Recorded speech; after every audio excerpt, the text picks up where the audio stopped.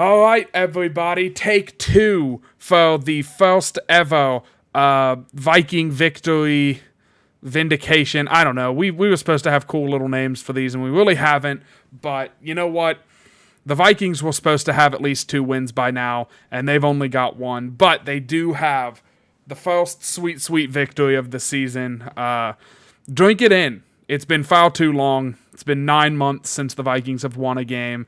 Better than the year that the Chicago Bears are pushing at this moment. But I'm Jordan Hawthorne. I am joined, as always, by my marvelous co-host, Will Goodwin, who is rocking the Twins gear.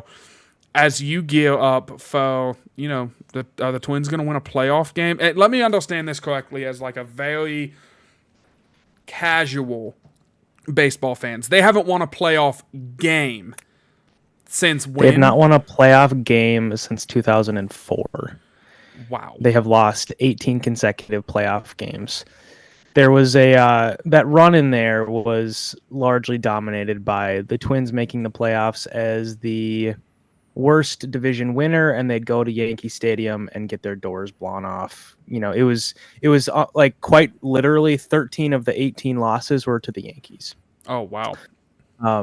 So it's good that they're not in the playoffs this year. But yeah, I was about to say the Yankees didn't make it. The Yankees, I remember seeing they put like a patch on their jersey, and then they didn't win a game for like 2 months after that or something. Because they started. Yeah, I saw everyone was saying it was bad luck.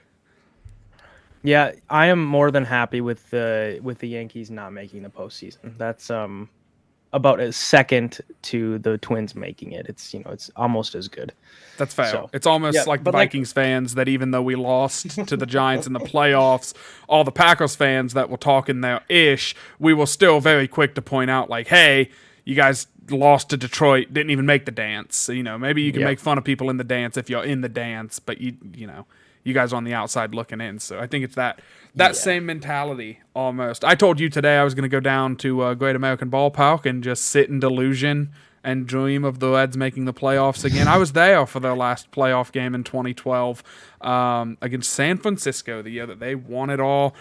And I have not been back to a playoff game, neither have the Reds. But this has been a whole... You know what? No, this is a Twins show now. We're going full Twins. Yeah, we're not talking football anymore. Like I told Jordan today, I am not wearing Vikings gear in this show until the playoffs are over for the Twins. So you can expect to see me wearing either a Twins cap, a Twins jersey, a combination of the both.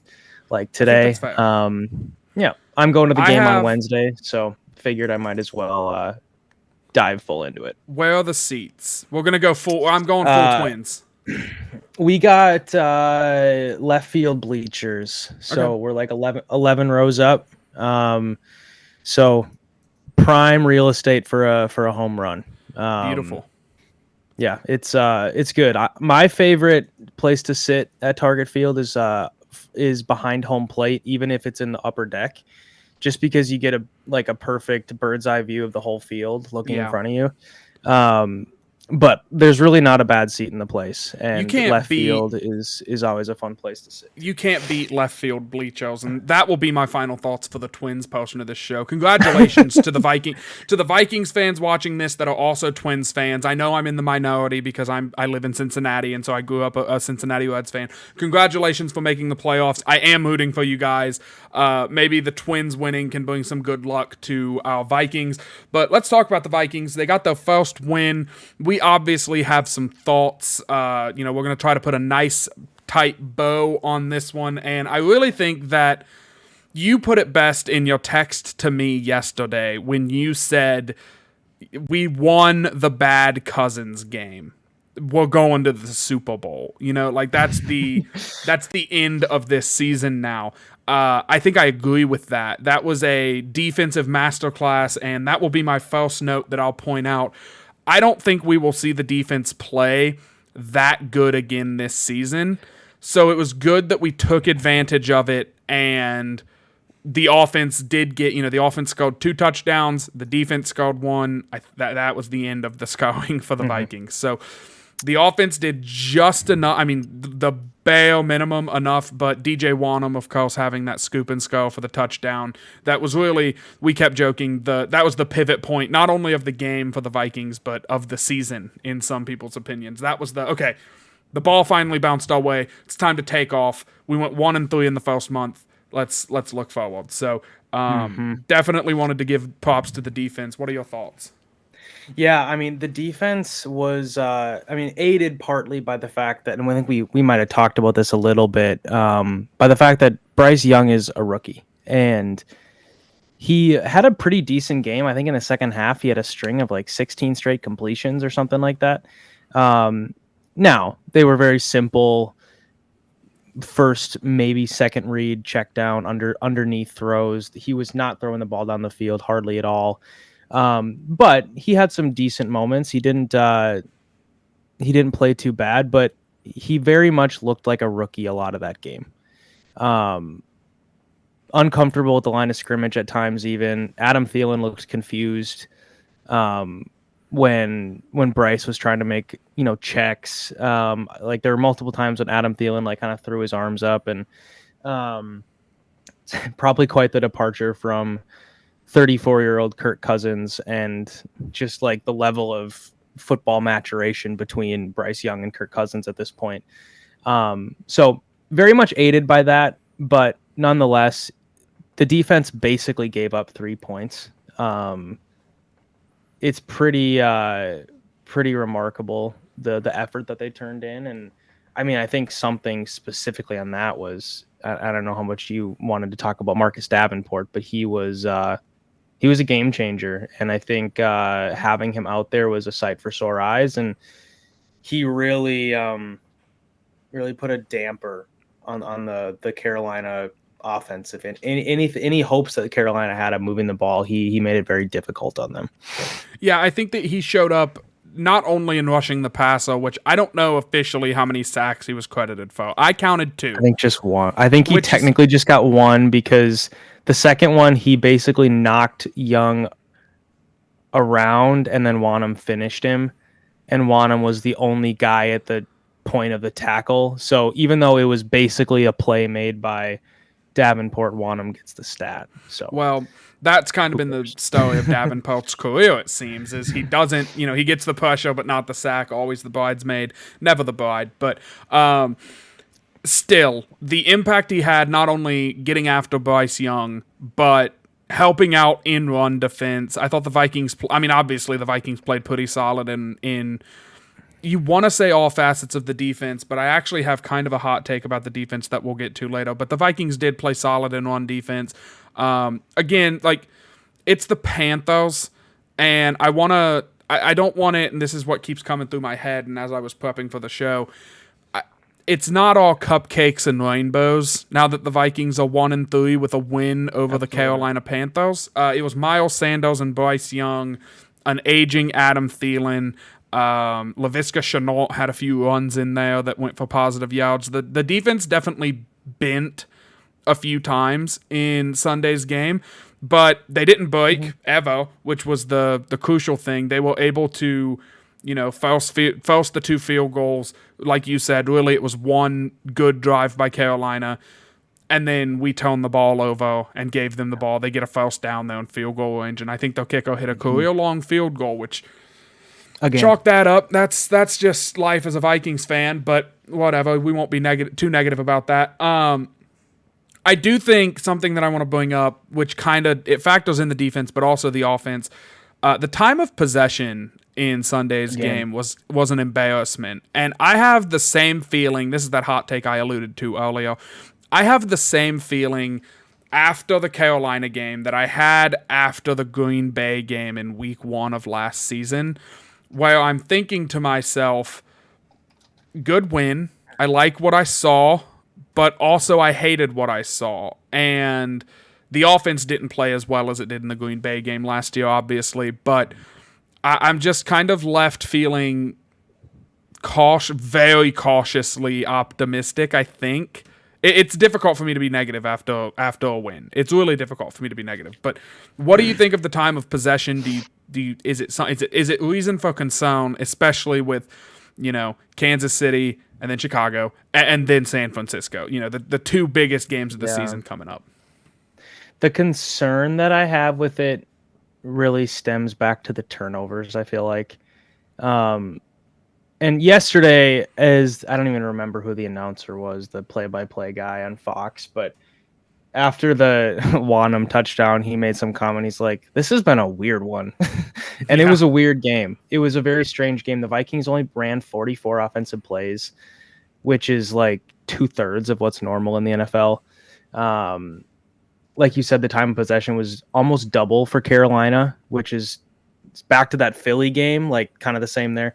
The concern for me is the turnovers because that kills time of possession for you because you're giving the ball back. Even if it's like, okay, Kirk throws an interception that gets returned for a touchdown.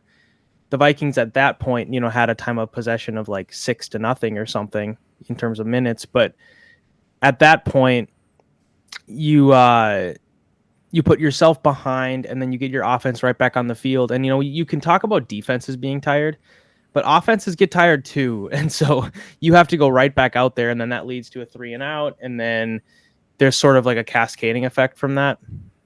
So to me, it's the turnovers. You fix the turnovers, the time of possession sort of fixes itself a little bit.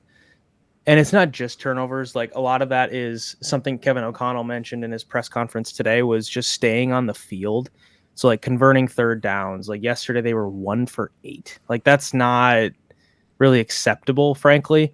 And one just quick aside, you said this reminded you of Green Bay week 1 last year.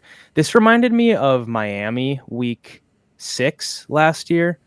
I think partly because it was super hot. It was somewhat in the South. We were wearing purple on the road. So all the, just the external factors, but the game felt similar in that our offense couldn't really do anything. I don't know if you remember that game. They had, I think, 10 3-and-outs and 3 or 4 scoring drives. Like, I think that was the game. Like, it was like they either scored a touchdown or they went 3-and-out. And that's kind of how yesterday felt a little bit. Not converting third downs. So a lot of that it's very strange, but it's much of the same. It's the situational ineffectiveness that is sort of killing this team right now. And that, I think that's something you can fix. I mean, they were good situationally last year. If you can start to convert third downs and not turn the ball over in the red zone, these time of possession things sort of fix themselves. Yeah, and I'm getting nitpicky here. There was a drive, I believe, in the third quarter, but it was in the second half. The Vikings had the ball. They got a 9-yard run on first down, and I'm thinking, cool, we are gonna do something on this drive. Like, that's a great way to start off. It's a good, establish the run, that whole thing. Speaking of establishing the run, the shirt I'm wearing, it's an I Am Gifted t-shirt. I promised you guys I was going to get a hat and wear it on the show for the Alex Madison charity. They didn't have the hat in black and purple, so I got the black and green t-shirt, and I'm very happy with it. I love it. You should definitely go get one.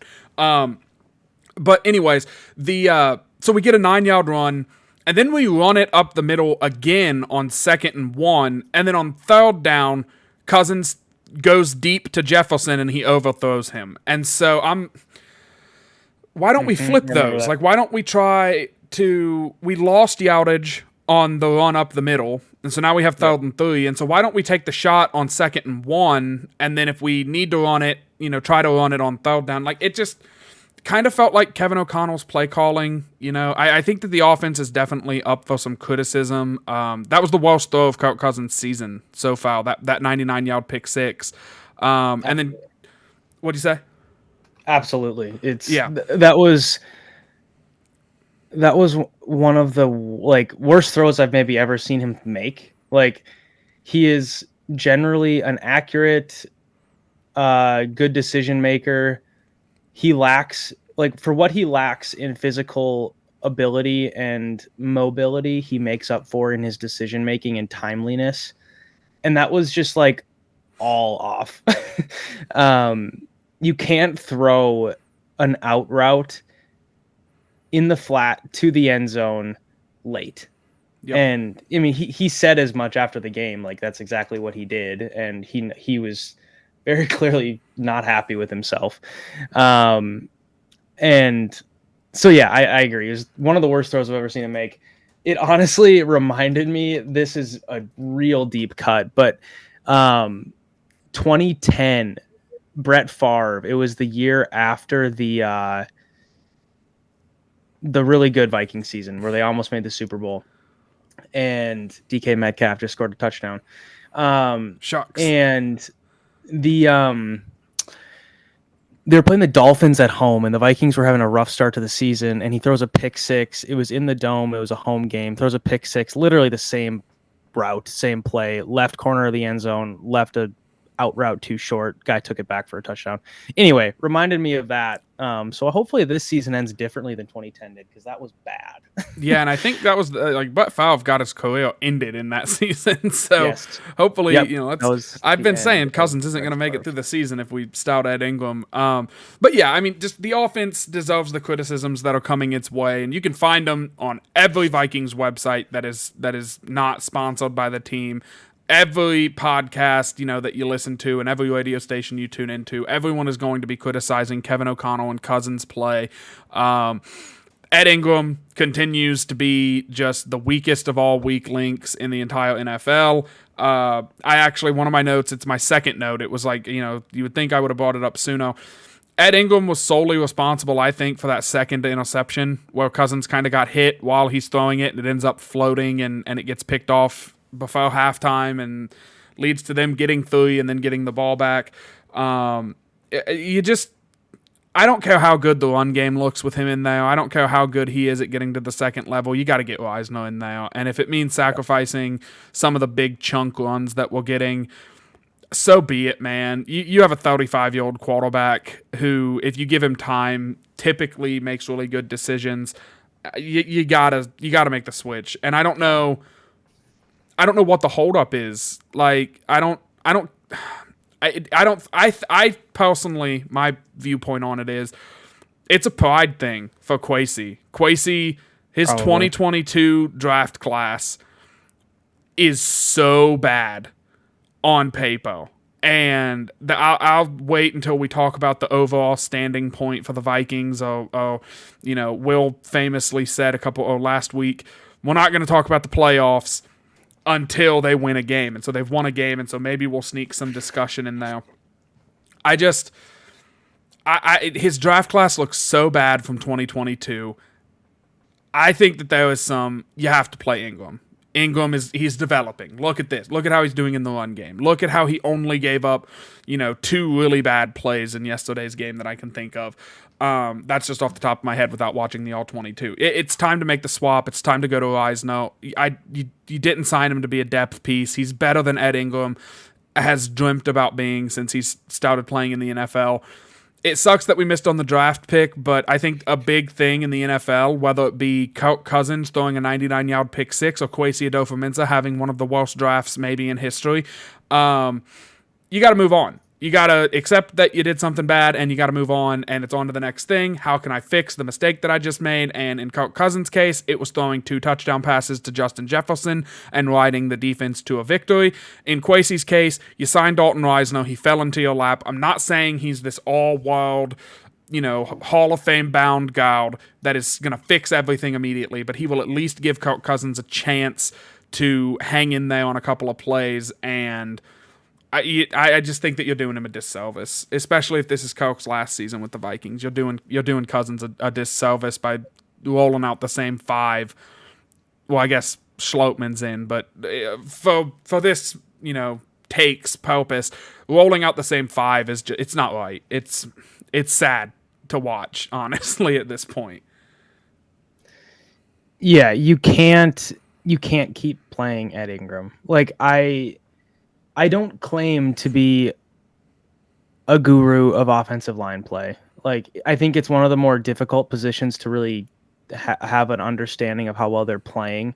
Absolutely. Because blocking schemes are not as simple as just keep the guy in front of you. Like, there's a lot of different things. There's combination blocks. There's double teams. There's, pulls and drags. And, like, there's all these different things that – an offensive line has to do. And so I totally understand that. I like completely understand that is a very complicated game and a complicated position to measure, but Ed Ingram is not doing anything for you at this point. It's just not working. He's like you said, fine, effective, whatever in the run game. And again, the running game is really picking up. I do think we need to, as an aside, acknowledge that it's really picking up, and that's a boon for sure. Absolutely. So it's that's a big win, and I'm really excited to see that this team is getting chunk plays. And granted, we said this going in, the Vikings needed to run the ball well against Carolina to win, and they ran the ball very well, and they did just enough to win. A lot of that was big gaping holes for Madison and Akers to just waltz right through, but some of that was just good, strong finishes from those guys. And so yeah, I mean, Ed Ingram has played fine when it comes to running or run blocking.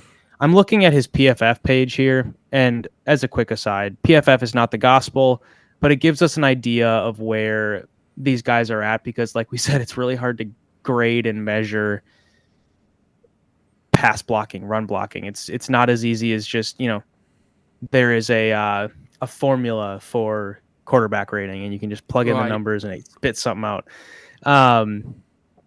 So Ed Ingram is 55th out of 72 guards in pass blocking. He has allowed the second most pressures of all guards. He has allowed, tied for the most sacks. I don't even know how hurries are calculated compared to that, but he's not as high on hurries. When it is a true pass set, to me, I think what true pass set is when it's not a play action pass. Is that correct? Yes, I believe that's correct. He is just the dregs of the NFL when it comes to that. 71st out of 72, I think. I think it depends on what you have for qualifying, but 71 out of 72, somewhere in there. It's no good. And the thing is, like, it depends on how you want to look at this season, right? Is this truly going to be a rebuilding year, or are we trying to be competitive? The signing of Cam Akers and the signing of Dalton Reisner tell us that they're leaning into the competitive side. Still, they're trying to be competitive. They're not trying to just roll out their young guys and get them more snaps, because if that was the case, there'd be no discussion about Ed Ingram, and there'd be no discussion about Cam Akers, because Ty Chandler would be that guy. But it's clear that the team wants to try and win. And so if that's the case, it's time to put 66 in. It is. You paid him $4 million not to sit on the bench. And I understand learning the playbook takes a little bit of time, but a week and a half, I think it's time. I think he's got to be ready. He's got to play against Chris Jones on Sunday. There's no two ways about it. If Ed Ingram and either Austin Schlottman or if Greg Bradbury is back, they are going to get smushed into the turf by Chris Jones repeatedly. End of rant. Yeah, no, I think that it's just, like I get this way sometimes. Well, I am at a loss for words, because I agree with you that offensive line is a difficult position to judge, and you can eye test the really, really good and the really, really bad. And like Christian Darrisaw, really good. You see him pancaking guys. You see him pushing guys. Like they try to speed rush around the edge, and you see him just shove them 15 yards behind Cousins. He takes guys off the screen, out of the play, buys Cousins extra time. Right? Like, Darrisaw is really good. Ed Ingram's really bad. Like, there was a sack on a blitz where Ingram thought he was supposed to go block one guy, goes to block the guy. The guy just runs away from Ed Ingram, and Ed Ingram just chases him and like goes to try to block the guy, and there's a safety running right where Ed Ingram should be, And the safety comes in and he sacks Kirk Cousins. He doesn't get touched and takes Cousins down. End of drive. Like, it's just, you can see the really, really bad plays that Ed Ingram is responsible for. And you have to at some point just say, yeah, he's a dud. And I agree with you, a little bit of comedy here, I guess. But, 66 does have an extra day, or not an extra day, but an extra 3 hours to learn the playbook, because our game next week against the Chiefs is at 3:30 instead of at noon, for you Central Time Zone users. Big time. Yeah, man. I mean, like, that, it's going to be the most watched game in NFL history because Taylor Swift's going to be there, and it's going to be fun. And to make sure to tune in later this week for the pregame show or the keys to victory if we want to beat the Chiefs. I want to talk a little bit. We talked about Davenport and how good he was. Harrison Smith had the best game maybe of his life on Sunday. As like a 55-year-old. I mean, he deserves... we don't have high-quality mics that pick up clapping very well, so I'm not going to give him a round of applause, but he deserves a round of applause, and I think he got some standing ovations from a rather Viking-packed North Carolina in Bank of America Stadium. But Harrison Smith played outstanding. I could not, in good faith, do this show without pointing that out. Just what a game by him. Love that he's here. I want to quickly dip our toes into the where do the Vikings stand now at 1-3 with the toughest part of the schedule, coming up. And how many times over the next month am I going to say, this is Kwesi's fault? This is Kwesi's fault. Because I have a feeling it's going to be a running theme this season. And I'm not talking about going game by game and doing picks and how the Vikings are going to finish out or anything like that. I'm just going to say this. And maybe I should have saved this until later in the show for final thoughts, but I just want to say this. If the Vikings win one game that they shouldn't win, which would be the Kansas City or San Francisco game, one game at home against the best teams in the NFL, you are right back in it. I mean, like, you are right back in it. And it kind of goes hand in hand with that. You can't lose to Chicago at all this season. You can't really afford to lose. Like, you can't drop a game to Atlanta or to New Orleans. Like, you have to win the games that you're favored to win and that you should win. But you just have to win one game that you shouldn't win. And if the Vikings have showed us anything throughout the first month, it's that they are in every game that they've played. I mean, the one possession loss, I think the point differential is now like -2 or -3, which... 5. Is it 5? Is it 5? I thought I did the math. It was week 1 was 3, week 2 was 6, week 4 was 4, so that's 13. That is where my thing was. I thought we lost by foul in week 2, and so that's where my blunder was. But yeah, man. It's like the reverse of last year. It is the inverse of last year, but we're back on track. We are now 1-3 in one-score games. We aren't going to go, we're not frauds anymore. We're not frauds anymore. We are, well, the funny thing is, and you hear this said from time to time, the Vikings when they win 13 games, winning all the one-score games, they're frauds and they stink and they're terrible. But when they just can't find a win in one-score games, they are the worst team in the league and they should trade everybody away and blah, blah, blah. I want to get your take. I don't want to get your take. I don't want to put you on the spot with anything that we didn't prepare for. What else do you have for the Panthers? Oh, if you want to talk about kind of the overall where you feel this team is going.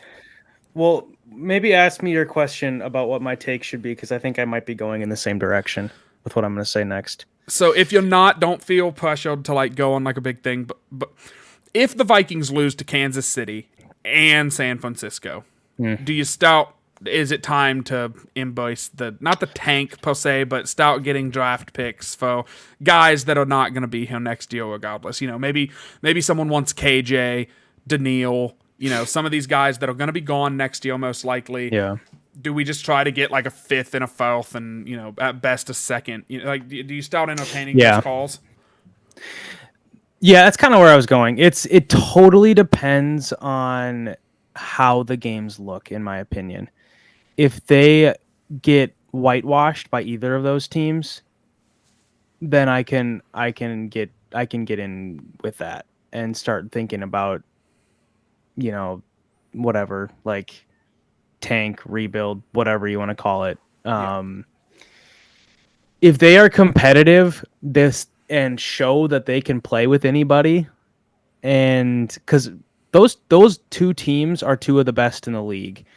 Kansas City, we will talk about them more on Wednesday. I think they're about as vulnerable or as not as strong as they have been in years past. Agreed. Vulnerable is a disrespectful word to use for the team who just won the Super Bowl. So I'm going to walk back that one, but they're not as scary as you might expect. San Francisco looks otherworldly right now. So if you can compete with them and keep that a high level 1-score game, I think we're talking about a team that can still make a run because of the soft schedule that's in front of them. What I want to say though about the the 2-5, if that happens, if you get to that point after week 7, I think it'd be really strange to start your season 0-4 at home. I think the Vikings have historically been a really good home team. Even in years when they're not, winning the division, they're still a really hard out at home. US Bank Stadium is a hard place to play. It's loud. The fans are ridiculous. There's all the, added pomp and circumstance of the whole Norse, inclusion. And it's a very daunting place to play. Not that players are scared of it, but it's a hard place to play for opponents. It'd just be such a strange start to a season to go 0-4 there when you were 8-1 there last year. Yeah. So I don't know which game it is, but I think they're going to win one of those two. Kansas City or San Francisco. I got to do some more noodling on it, but I can't see an 0-4 start at home happening. And if that's the case, you're probably looking at 3-4, 4-3, if all breaks your way at that point, which is, we're talking about a very different discussion at that point. Yeah. So. I think that one point that I want to bring up to the, I call it the collapse for Caleb crowd, which I think I'm going to try to do. We can talk after the show. I'm going to try to get another video posted, kind of top 5 quarterbacks through a month of the NFL season or something like that before Sunday's game. But are we talking top 5 NFL quarterbacks or top 5? No, college like who I want the Vikings to get. So no Caleb Williams, no Drake May. I don't think the Vikings are going to pick that high. But guys that I think the Vikings could get. The list has changed. Joe Milton is 17th now. I was wrong to put him on now after a week of NCAA games, but. You have to ask yourself, because the same guys that are saying to tank and to just tear it all down and trade Cousins to the Falcons and, get Daniil out of here and just get all the veterans out and Luis out, collapse. You have all these draft picks now. The same people that want you to get all these draft picks don't want Kwesi to be the GM and they don't want Kevin O'Connell to be the head coach. So Kwesi's going to be the GM for this upcoming draft. There's not a doubt in my mind. He's going to be him and O'Connell are going to be here for at least year 3. We'll see what happens after year 3. But I don't trust Kwesi to execute a draft where he has, let's call it 12 picks. He has 12 shots to hit. And if you're going to tank and you're going to have high draft picks, I don't trust this team to not be filled with Ed Ingrams and Lewis Scenes and Andrew Booth Jr.'s. I just don't trust him to make the selections. So, we should probably hold off on this tank thing. We should probably try to attain the talent that Rick Spielman graced us with on the way out. And we should just hold off on anything like that and see where the season takes us. And like you said, there's some winnable games after, San Francisco is that's whenever it's okay, now we get to play Atlanta and Las Vegas and Denver and the Saints. And the Bengals, who might have Joe Burrow on IL. Yeah, well, that's another thing is you have all the division games in front of you. As it sits right now, the Vikings control their destiny. You win out, you win the division. It's just that simple. That's all you got to do. You just got to go on 13 game win streak at this point. But no, I think that it would be foolish. You start 1-3. There's that old adage that coaches look at the season in month chunks, And so the first month wasn't what you wanted it to be. You went 1-3. The next month, let's try to go 2-2, maybe go 3-1, and then we'll right back in it, and we're cooking with gas, and it's super. I'm not retracting the Super Bowl take yet. We'll see how Kansas City looks come Sunday. But do you have anything else for Carolina? By the way, props to Adam Thielen. I want to throw that out there. He had a pretty solid day. He wasn't, it wasn't 17 catches for 150 yards. It wasn't prime Thielen, but he did have a good day. Loved that he, was screaming at the referee because he thought Kirk intentionally grounded on the last play of the game when the play was designed, snap, run 5 yards out of the pocket, and then chuck it. But Thielen, that's who he is. There's that infamous, there's that famous moment with Belichick. No, he's not changing. I'm sure that whenever his, I think he has a son, at least one. When he starts playing football, I'm sure Thielen's going to be the dad that's, yelling at refs like, that was a face mask. You got to call that, just that kind of guy. He's a competitor, and that's why we loved him. And so glad to see that he got out of the game healthy. He had a good game, and the Vikings got the win. All smiles from the Hawthorne household. Do you have anything else on the Panthers or just any other Vikings talking points that you want to get off your chest? Yeah, I mean, I can honestly, if you're good with it, go to final thoughts. And kind of just give my last thing here, and then you can take us home. For sure. I do want to just go back to that. This was the bad Kirk game. He had really one last year. I guess he had two. He had the Green Bay one, and he had the Philadelphia one. Both had like 3 interceptions, and it was just disastrous. He has like 1 to 2 of these a year where it's like, call it his fault or not, but it's just ugly. Yesterday was ugly, but he made a couple important plays to sort of salvage his day and also just salvage what the offense was doing.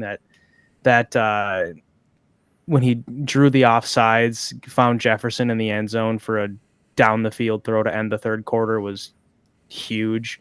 And also I love that the Vikings have done that this year, because in the years past, they just never would. They would never try and draw people off sides. They actually did the thing and took the free play and actually scored on it. But I jokingly texted you yesterday, like, oh, we're going to win the Super Bowl now because we won the bad Kirk game. But I actually think it is a big deal because we can almost assume he's going to have like 14 or 15 good games. At least not 14 or 15 bad games. He's not going to go throw multiple interceptions too many times. Right. And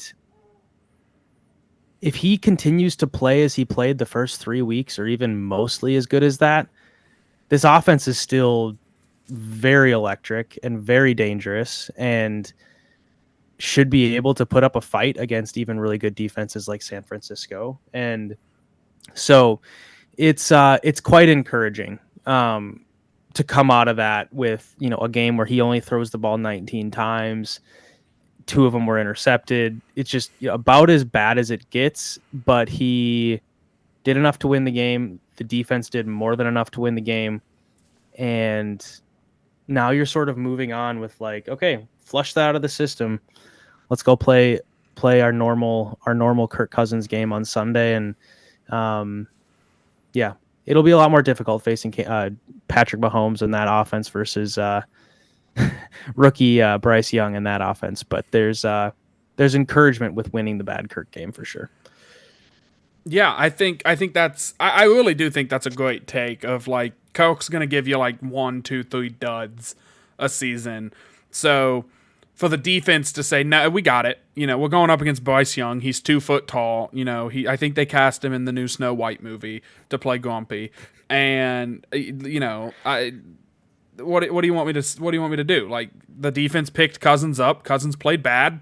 Yeah. He just straight up. There's no beating around the bush. I'm not going to sit here and, I have been back and forth on Kirk Cousins my whole life. Cousins played bad. I will say when he plays bad, I will say that for the first 3 weeks, he played out of his mind. I'm just, for my final thoughts, I just kind of want to stay in this lane of Kirk Cousins conversations, and listening to his post-game press conference, you would think that they lost that game by 28. And the way that there are some people saying like, oh, he's mad because he didn't get his stats, and he's mad because his touchdown to interception ratio got messed up, and blah, blah, blah. Shut up. Come on. Let's be adults about the football conversation. Cousins isn't pissed off because his stats don't look good. Cousins is pissed off because the defense just played the game of their lives. Maybe the best game they will play all season against a young quarterback. And Cousins made a throw. Like if they win that game 28-6, I think we're talking I think we sound differently on this show, and we sound a little bit more upbeat. This is why I like that Cousins is bummed out. Cousins is bummed out, which means he's pissed off. I don't even want to say bummed out. He's pissed off because he didn't play well, and he knows that he left a lot out on the field that could have, he left points out there. He left some throws out there that I'm sure he wants to have back. So Cousins is going to be coming in against a good Kansas City team, right? They just won the Super Bowl. He's going to be pissed. He's going to be on his A game. The rest of the offense had, like, the Vikings playing, the Vikings offense playing that way is, I think, a positive going into the Kansas City game. Maybe they were looking ahead to Kansas City a little bit, and they overlooked Carolina, and that's why the offense was kind of shaky. I think it's a positive that they played badly. They're going to have a lot of things that they correct on film, and I think they're going to execute at a high level. Sneak peek for later this week whenever we break down this Chiefs game. I think the offense is going to look good against Kansas City, and I think we're in for a shootout on Sunday in US Bank. So really excited about where the Vikings are at. We have one win. We just got to get one that we shouldn't. We're right back on track. We just got to get to the easy part of the schedule, start crossing the T's and dotting the I's. Let's have a game with no turnovers soon, and just a nice, easy cruise control. We've reached our cruising altitude. We're going to stay here for a little bit. There's no turbulence. Let's get up. Let's go to the bathroom. Let's put the tray down, have some peanuts. Let's enjoy it. And then we can get back into the difficult division games as the season progresses. But we're 1-3. The Twins have a playoff game on Wednesday. That's super exciting for you guys. The Blue Jackets stink, and I think they just fired their coach a couple weeks ago because of sexual harassment. So that's no good. That's not good. And my fantasy teams are both going to lose this week. So I don't know how to feel about football right now, but I got a dope Alexander Madison shirt that you should go buy that comes in multiple colors. We're riding with the Vikings until we die. Tune in later this week for maybe a quarterbacks video, definitely a Chiefs breakdown video talking about what to expect from that game, because this is the biggest game of the season so far. The Super Bowl champions and the highest selling musical artist of all time probably going to be in attendance. This is it. This is Taylor Swift. The ratings will be crazy. Everything will be nuts. We'll be here. We'll be the same goofballs that you know and love. I've been Jordan Hawthorne. Follow this show at LTB Vikings. Subscribe to the YouTube. Subscribe where you get your podcasts. And follow Will at Will Bad Lose. One last thing. Check out the Bad Loser blog and VikingsTerritory.com. Skol, y'all.